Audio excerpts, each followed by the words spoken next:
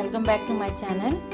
ఈరోజండి chicken పచ్చడి పెడదామని 1 KG chicken తీసుకొచ్చాను. శుభ్రంగా కడిగేసుకొని మొత్తం వాష్ చేసుకుందాము. ఒక్క కూడా నీళ్ళు చుక్క అనేది ఉండకూడదు, లేకపోతే పికిల్ పాడైపోతుంది.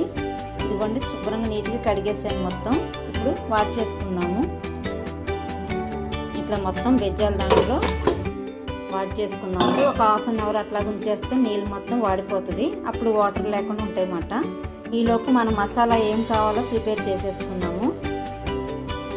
పాన్ అయితే పెట్టేశానండి, పొయ్యి మీద హీట్ ఎక్కింది.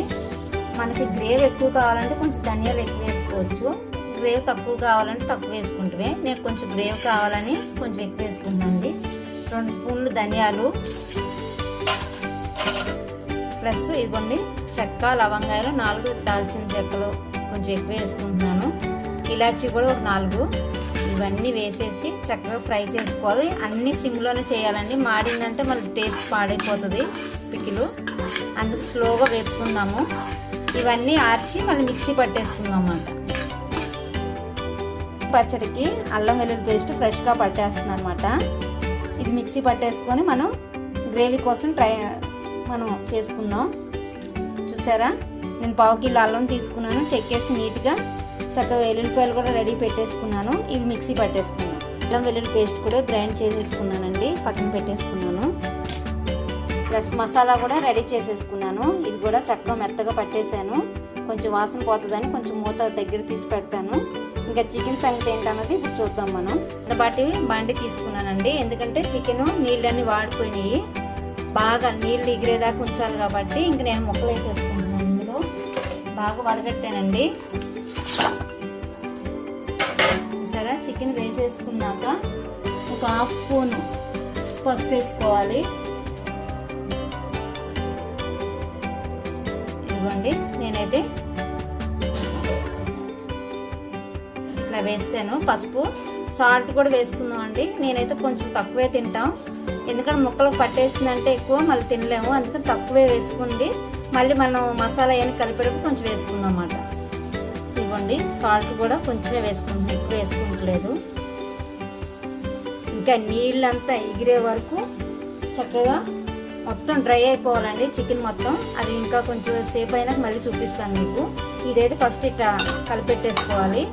నూనె గిన్నె ఏమి వేయకూడదండి, నీళ్ళన్నీ బాగా ఎగిరిపోతాయి. ఇప్పుడు నీళ్ళు చేరిపోతాయి ఒక 5 మినిట్స్లో చికెన్లో నుంచి. అవన్నీ డ్రై అయిపోయేదాకా ఉంచాలండి ముక్కల్ని.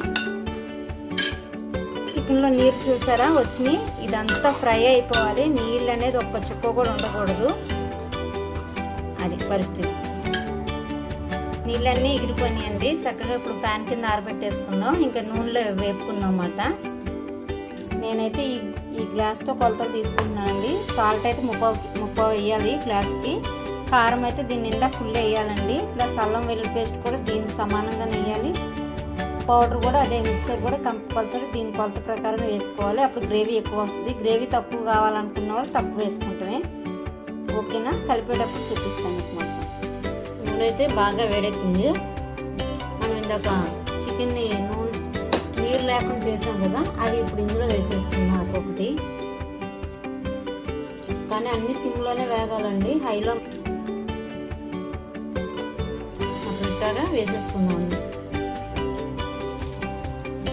నేనైతే 30 లీటర్ పోసానండి ఆయిల్. కేజీ అయితే వేయలేదు, కొంచెం సరిపోతే అప్పుడు చూడొచ్చులేను, కానీ 30 లీటర్ పోసాను. ఇంక మెల్లంగా స్లోగా వేగాలి. ఇది చికెన్ చక్కగా డ్రై అయిపోయింది. ఇంకా మనం ఇది తీసేసి నెక్స్ట్ ప్రాసెస్కి వెళ్ళిపోదాము. ఇవి ఒక దాంట్లో తీసేద్దామండి.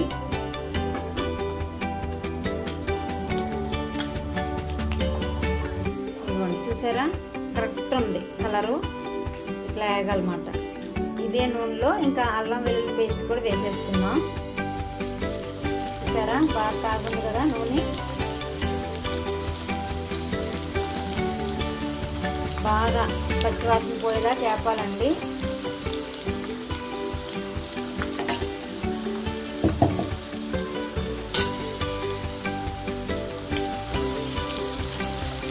బాగా వేగాలి. ఇది వేగితే పచ్చివాసన పోతేనే కొంచెం చికెన్కి బాగా పట్టుద్ది అన్నమాట. బాగా వేగాలండి. అల్లం వెల్లుల్లి పేస్టు, పచ్చి పచ్చి వాసన పోయేదాకా ఏగాలి. అప్పుడే మనం ఇంకా సాల్ట్ను కారం వేసేసి ఈ ముక్కలు కూడా వేసేద్దాము. ఇంకా ఏగాలి.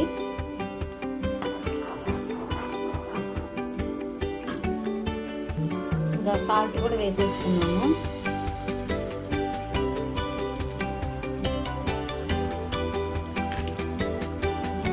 అది కూడా కలిపేసుకున్నాం. అట్లాగే కారం కూడా కొలత తీసుకున్నాను, అది కూడా వేసేసుకున్నాం.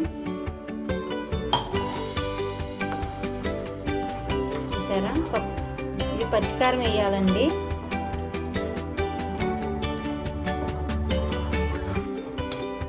ఇంకా మసాలా కూడా వేసేద్దాం.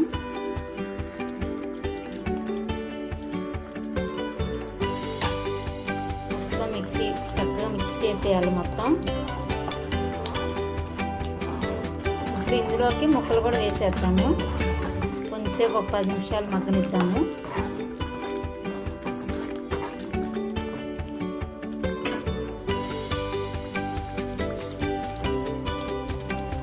చూసారుగా, మొత్తం అంతా మిక్స్ చేసాను, అన్నీ కలిపేసాను. ఇది కొంచెం బాగా చల్లార్చినాక మనం ఇంకా నిమ్మకాయ రసము అది కూడా కొలత ప్రకారం పోసుకుందామండి. ఇదిగోండి, చికెన్ పచ్చడి అయితే ఆల్మోస్ట్ రెడీ అయిపోయినట్టే.